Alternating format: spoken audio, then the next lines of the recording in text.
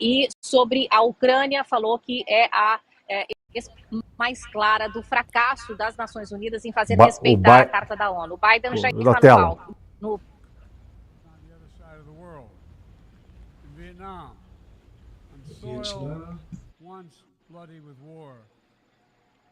Que antes esteve coberto de sangue. Eu me encontrei com um grupo de veteranos, tanto americanos como vietnamitas, e nós estávamos trocando alguns artefatos dessa guerra, cartões de identificação, um diário. Foi comovente ver suas reações, encontrar com soldados americanos. Uma combinação de 50 anos de trabalho duro dos dois lados para endereçar o legado da guerra e escolher trabalhar juntos para a paz e para um futuro melhor. Nada sobre essa jornada foi inevitável. Por décadas, seria impensável para o presidente americano junto com um líder vietnamita e anunciar um compromisso conjunto, mas é um lembrete poderoso de que a história não precisa ditar o nosso futuro. Com liderança concertada e adversários podem se tornar parceiros. Desafios podem ser resolvidos e grandes feridas podem ser curadas. E não vamos esquecer disso.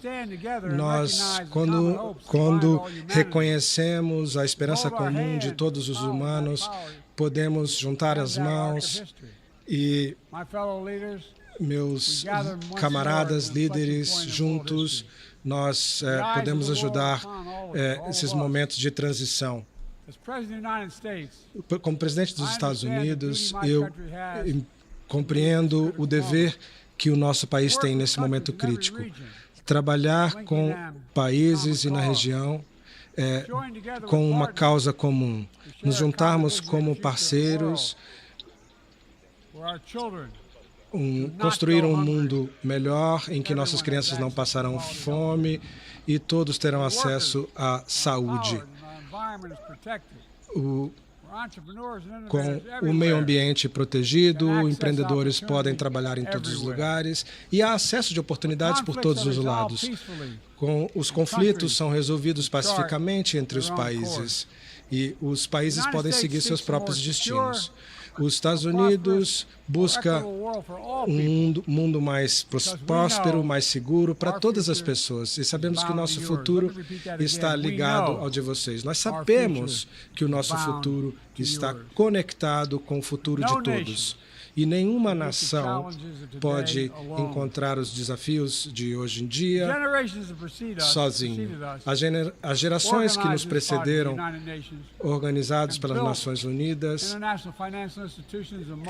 as instituições financeiras internacionais e organismos multilaterais precisam ajudar. Elas nem sempre foram perfeitas, mas trabalhando juntos, o mundo conseguiu um progresso indiscutível. Nós temos resolvido conflitos globais envolvendo mais de 1 bilhão de pessoas. Também ajudamos pessoas na situação de pobreza, aumentamos a educação para milhões de crianças, salvamos dezenas de milhões de vidas que teriam sido perdidas por doenças preveníveis. HIV, infecção de HIV diminuíram e o trabalho que tem sido feito em mais de 55 países, salvando mais de 55 milhões de vidas, é um testamento do que podemos alcançar quando agimos junto. Quando nós enfrentamos desafios em conjunto. E nós precisamos acelerar o nosso progresso para que ninguém fique para trás. Mas muitas pessoas estão sendo deixadas para trás.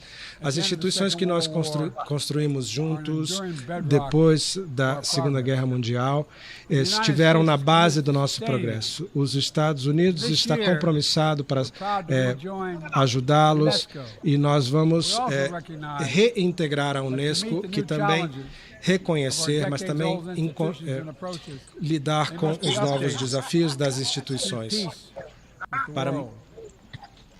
mantermos a paz ao mundo. Precisamos ter mais liderança e ter mais capacidade de todas as regiões, especialmente de regiões que não têm sido incluídas. Nós temos que lidar com os desafios de um mundo mais complexo e mais conectado. Temos que garantir, certificar que nós estamos trazendo resultados para as pessoas em todos os lados. Simplesmente, o século XXI, os resultados do século XXI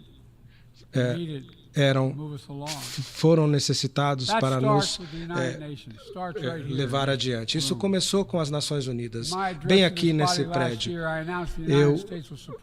eu falando ano passado, falando sobre a expansão, o apoio dos Estados Unidos pela expansão do Conselho de Segurança. Os Estados Unidos estão em consulta com muitos membros, Estados-membros, e nós continuaremos a fazer a nossa parte neste sentido, para encontrar pontos em comum e termos progresso no ano seguinte. Nós precisamos quebrar as amarras que estão no caminho do processo, que bloqueiam o consenso no Conselho. Precisamos de mais vozes, mais perspectivas à mesa.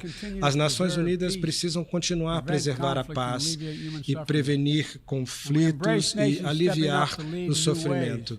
E precisam encontrar novas formas de superar obstáculos. Por exemplo, no Haiti, houve um diálogo facilitado das comunidades do Caribe, e eu creio que o presidente Ruto do Quênia, e agradeço por sua liderança nessa missão de segurança. Eu conclamo o Conselho de Segurança para autorizar essa missão agora. O povo do Haiti não pode esperar mais. Os Estados Unidos estão querendo tornar as instituições mais responsáveis, mais inclusivas e mais acessíveis. Por exemplo, temos reformados um aumento para expandir o financiamento para países em desenvolvimento, para que possam alcançar o progresso e alcançar os objetivos de desenvolvimento sustentável, para também auxiliar na fragilidade e na mudança do clima. A nova presidência do Banco Mundial, eu pedi ao Congresso dos Estados Unidos para financiamentos para o financiamento do Banco Mundial de 25 bilhões de dólares. E o G20, nós também queremos mobilizar mais recursos coletivamente e para poder dar uma injeção de ânimo para o financiamento global. E por causa do financiamento global serem um dos melhores instrumentos que nós temos para mobilizar financiamento transparente nos países em desenvolvimento, reformando essas instituições, podem mudar as regras do jogo. Semelhantemente, nós propomos para garantir que os países em desenvolvimento tenham uma voz forte e representação também no FMI.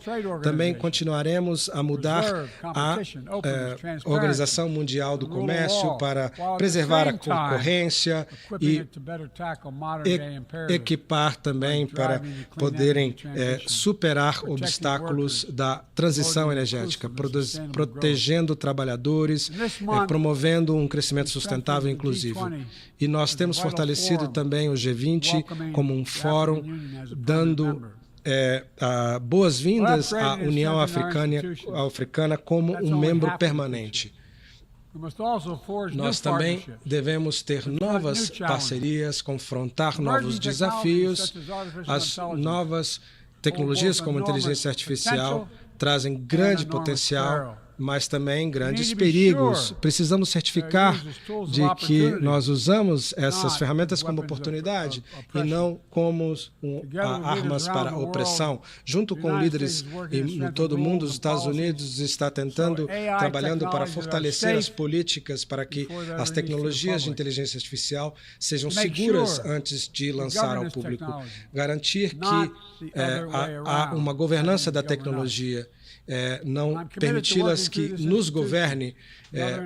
Nós estamos compromissados e temos conversado com líderes, incluindo os nossos concorrentes, para podemos usar o poder da inteligência artificial para o bem e proteger os nossos cidadãos dos perigos. Isso vai levar o trabalho de todos. Precisamos todos trabalhar para acertar isso. Os Estados Unidos também está mobilizando alianças e parcerias para ações coletivas, para trazer novas abordagens, para endereçar os desafios. Aqui no hemisfério ocidental, nós temos uma declaração sobre migração e proteção, lançando uma abordagem de regional para esse desafio regional, para aplicar as leis e proteger os direitos dos migrantes. Na região Indo-Pacífica também temos uma parceria com a Índia, Japão, Austrália, para termos progresso para as pessoas da região em tudo relacionado a vacinas, segurança marítima. Ainda ontem, depois de 2 consultas de diplomacia, os Estados Unidos reuniu dúzias de nações para uma nova parceria para cooperação, para que exista uma cooperação em ciência, tecnologia, proteção do meio ambiente e desenvolvimento sustentável. Também juntamos cerca de 100 países, 101 países, para discutir drogas sintéticas, para reduzir o custo humano desta problemática. E também, à medida que a geografia vai expandindo e o risco de terrorismo permanece, trabalhamos com nossos parceiros para criar redes para proteger todos os nossos povos. Além disso, também fizemos uma cúpula de democracia para fortalecer nações democráticas, para rejeitar a violência política e para alguns governos democráticos têm sido superados na África Ocidental e África Central, nos lembrando de que isso é urgente e é tão importante. Nós estamos juntos com a União Africana para... Nós não vamos nos retirar nos valores que nos tornam fortes. Nós defenderemos democracia, a melhor ferramenta para enfrentar os desafios do mundo. Garantir que a democracia exista e que isso possa importar na vida das pessoas.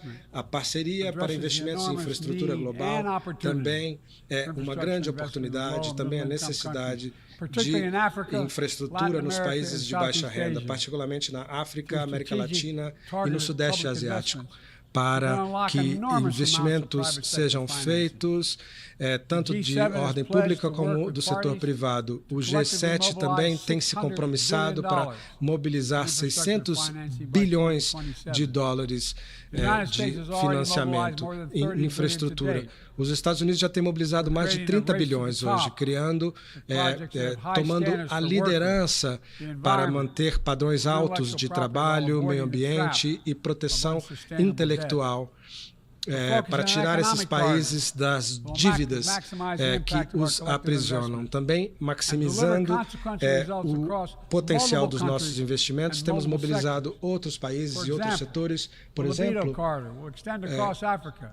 terá um programa no porto de Angola até a DRC e fortalecendo o comércio e segurança alimentar na África. Semelhantemente, esforços levamos para o G20 para conectar a Índia, a Europa, Jordânia, Israel e Arábia Saudita, grandes oportunidades de investimento entre esses países. Isso parte dos nossos esforços para construir algo mais sustentável e integrado. Isso demonstra a importância das nossas conexões com os nossos vizinhos. Isso traz grandes impactos à medida que nós trabalhamos para promover a paz importante entre Israel e Palestina, dois estados que nenhuma dessas parcerias esteve relacionadas de conter nenhum país. olhamos de uma forma compartilhada. Com relação à China, eu quero ser claro e consistente. Nós buscamos para fazer a gestão responsável da competição, concorrência entre os nossos países, para que isso não resulte num conflito. Precisamos diminuir o risco e não aumentar o risco.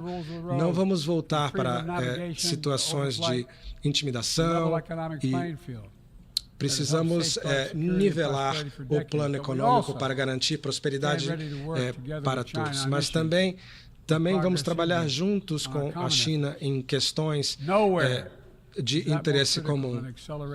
E nada é mais crítico do que acelerar as ações climáticas. Nós vemos em todos os lados. Nós vemos ondas de calor nos Estados Unidos, na China, incêndios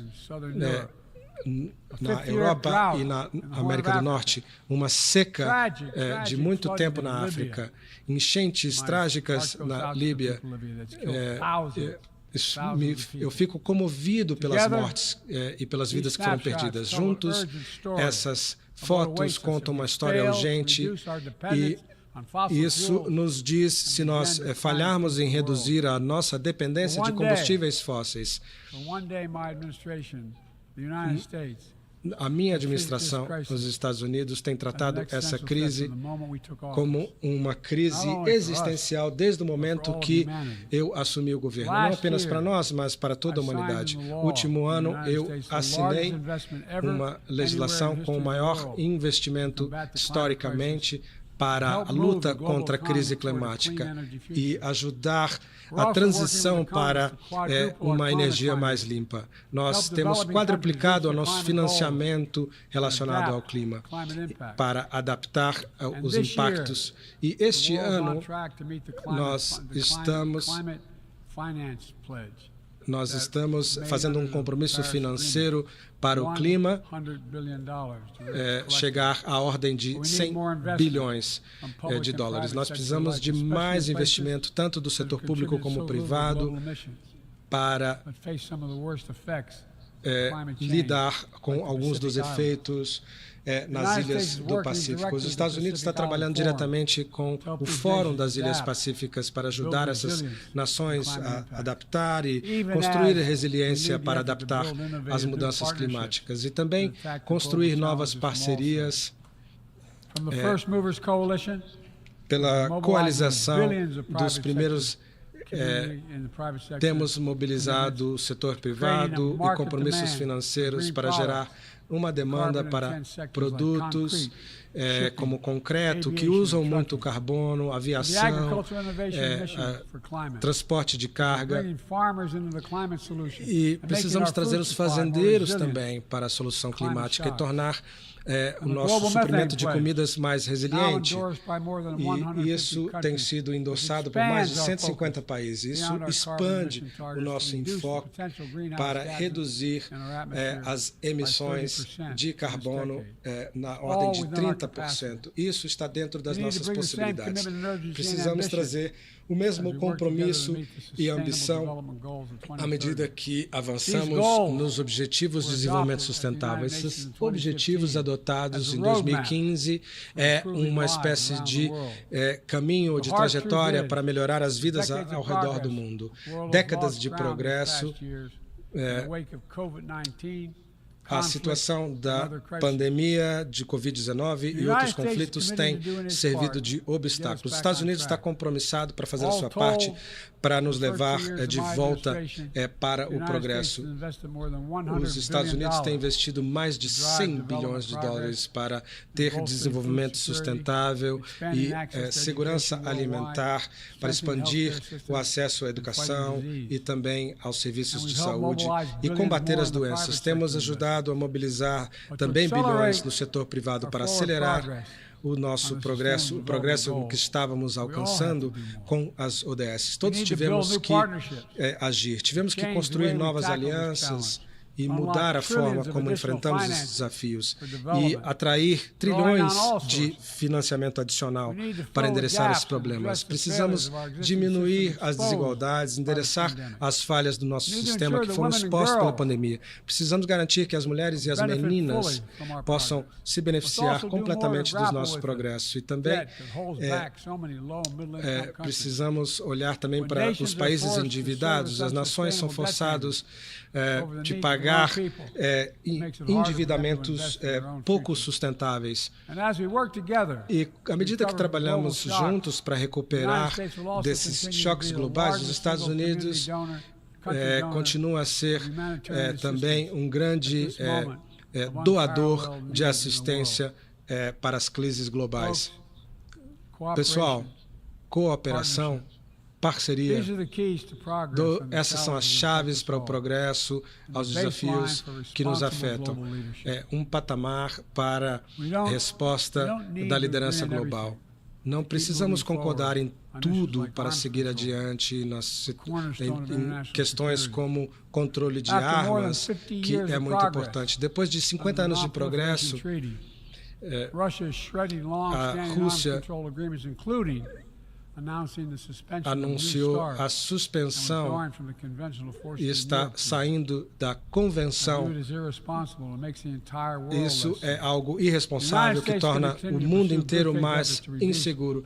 Os Estados Unidos continuará com seu compromisso de diminuir o risco de destruição por armas nucleares. Não importa o que aconteça esse ano, nós destruímos pelo menos o nosso estoque de armas químicas para cumprir com o nosso compromisso de não ter armas químicas. E nós temos cumprido com as resoluções da ONU e também estamos compromissados com a diplomacia para diminuir o risco nuclear na Península Ucraniana. E as questões que desafiam a segurança da região, o nosso compromisso permanece firme. E precisamos ter alguns princípios dos nossos sistemas universais são sacrossantos. Soberania, integridade territorial, direitos humanos. Estes são os princípios da Carta da ONU. São os pilares das relações entre nações. Sem estes, não podemos alcançar nenhuma das nossas metas. Isso não mudou. Isso não pode mudar. Ainda pelo segundo ano consecutivo, esta reunião dedicada para a resolução pacífica de conflitos está escuro pela sombra da guerra, uma guerra ilegal, sem provocação do seu vizinho Ucrânia, como cada nação do mundo. Os Estados Unidos quer que isso acabe. Ninguém quer que essa nação acabe mais do que a Ucrânia. Nós apoiamos os esforços para haver uma solução diplomática para restabelecer a paz. A Rússia somente é responsável por essa guerra. A Rússia é o único que tem poder de terminar essa guerra imediatamente. E a Rússia somente está no caminho do progresso. Mas o preço da paz é a desistência da Ucrânia, do seu território e as crianças da Ucrânia. A Rússia acredita que o mundo está enfraquecido e que poderia brutalizar a Ucrânia sem consequências. Mas eu pergunto, se nós abandonarmos os princípios da ONU para deter agressores, qualquer membro desse país pode se sentir confiante de que estão protegidos? Se permitirmos que a Ucrânia possa perder a sua independência, todas as nações estão em risco. Eu suspeito que a resposta é não. Precisamos nos colocar contra essa agressão hoje para que possamos também prevenir agressões no futuro. Os Estados Unidos continuará do lado do povo corajoso da Ucrânia à medida que eles continuam defendendo a sua integridade e a sua liberdade.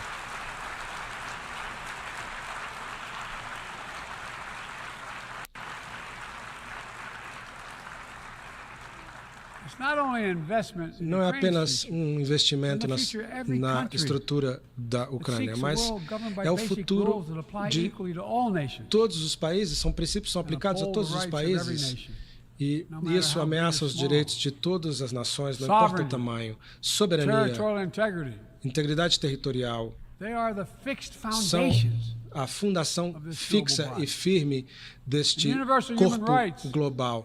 Os direitos humanos universais são como uma estrela do norte. Não podemos sacrificar nenhum destes. 75 anos atrás, a Declaração Universal dos Direitos Humanos capturou um ato coletivo de esperança. Eu digo mais uma vez, esperança coletiva, com um comitê representado por diferentes regiões, filosofias, fés. Os direitos contidos na declaração são elementares.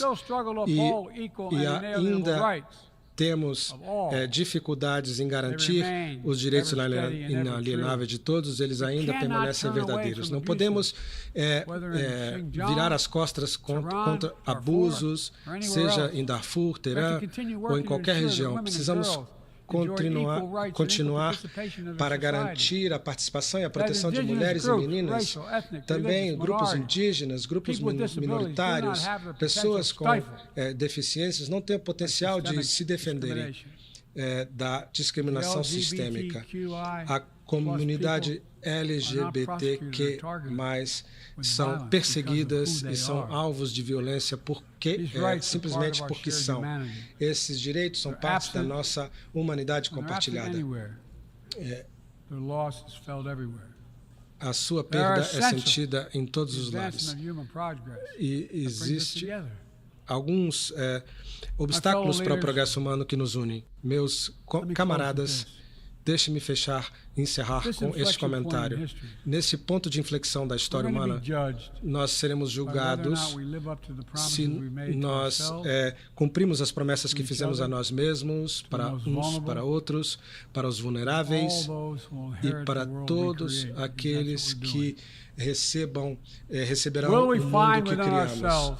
Nós vamos encontrar dentro de nós a coragem para fazer o que precisa ser feito, para preservar o planeta, para proteger a dignidade humana, para encontrar oportunidade para todos no mundo, para defender os princípios das Nações Unidas. Só pode haver uma resposta dessa pergunta. Devemos e nós faremos. A estrada adiante é longa e difícil, mas precisamos perseverar, prevalecer. Precisamos manter a fé e mostrar o que é possível. Vamos fazer esse trabalho juntos. Vamos entregar progresso para todos. Vamos aparecer na história fazendo o bem para o mundo, porque está dentro do nosso poder fazê-lo. Muito obrigado.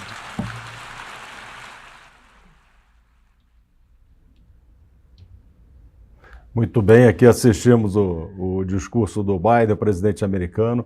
Eu queria agradecer aqui a tradução do Fábio Henry. Como disse aqui alguém no chat de Portugal, um brasileiro a traduzir um português a falar inglês, né? Que foi o início da transmissão, quando o Guterres, português, falando inglês, e foi aqui traduzido. Bom, Patrícia, Sérgio, agora, tendo em luz e tendo em vista o discurso do Biden, vamos retomar o discurso do Lula, vamos organizar o recuo da bateria aqui. O que vocês acharam assim, de ponto positivo e negativo no discurso do Lula? Quando eu digo negativo, não só as omissões, mas também o excesso de idealismo, o que era meramente retórico, onde ele passou pano para um país ou outro, ou não apontar o dedo para a Rússia, como acertadamente fez o Biden. Mas como é que vocês veem o discurso do Lula em seus pontos positivos e negativos, Patrícia?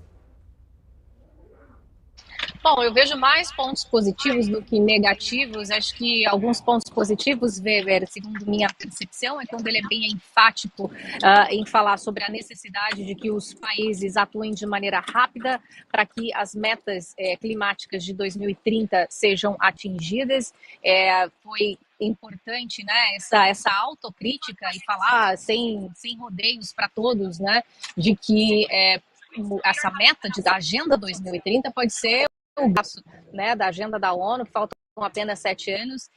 Ponto positivo quando ele foca no multilateralismo, quando ele fala que o Brasil também está à volta, né, para negociar e conversar com várias nações. Foi o momento em que o presidente brasileiro foi bastante aplaudido, né? Ele inclusive parou de discursar um pouquinho ali, poder escutar os aplausos. Quando ele fala também, né, dos conflitos armados, e ele critica um investimento, segundo o presidente brasileiro, exagerado em armamentos. Ele não cita a guerra da Ucrânia nesse momento, a invasão da Ucrânia, mas fala que há muito investimento em armas e menos em investimento de estrutura nos países, né, em educação, por exemplo.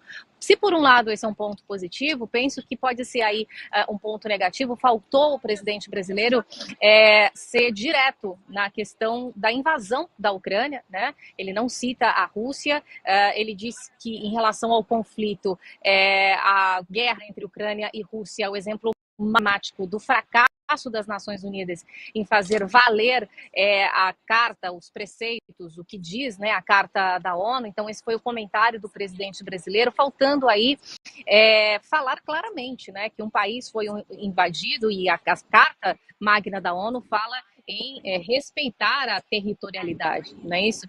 Então, esse poderia ser, acredito eu, um ponto, Weber, e também citar, por exemplo, quando ele cita Cuba, é um ponto positivo, quando ele fala, né, da ilegalidade, segundo o presidente brasileiro, né, do embargo, e considerar Cuba um país financiador do terrorismo, e não citar outras nações, né, que são autoritárias. Você mesmo aqui falou antes, né, como o Maduro ou a Saudita, né? Então cita os que estão mais alinhados aí ideologicamente com o que ele defende, e não fazendo aí uma análise mais crítica do outro lado. Ponto positivo também quando ele cita a necessidade de investir no direito das mulheres e das crianças, e também da comunidade LGBT, algo citado também pelo presidente Biden. Queria ouvir do Sérgio, que ele cita a visão dele, se ele lembra de alguns pontos, o que ele destacaria, Sérgio? Bom, eu acho que nós coincidimos bastante na análise.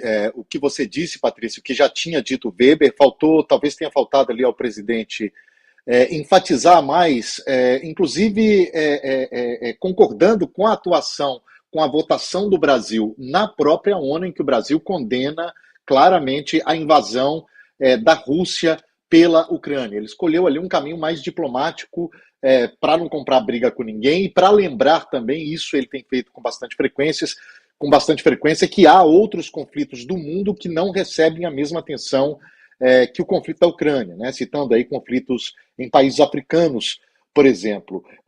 O presidente, voltando ainda um pouco, se vocês me permitem, quando eu senti bastante sintonia entre o que disse o secretário-geral da ONU, Antônio Guterres, e o que disse o presidente brasileiro, Lula.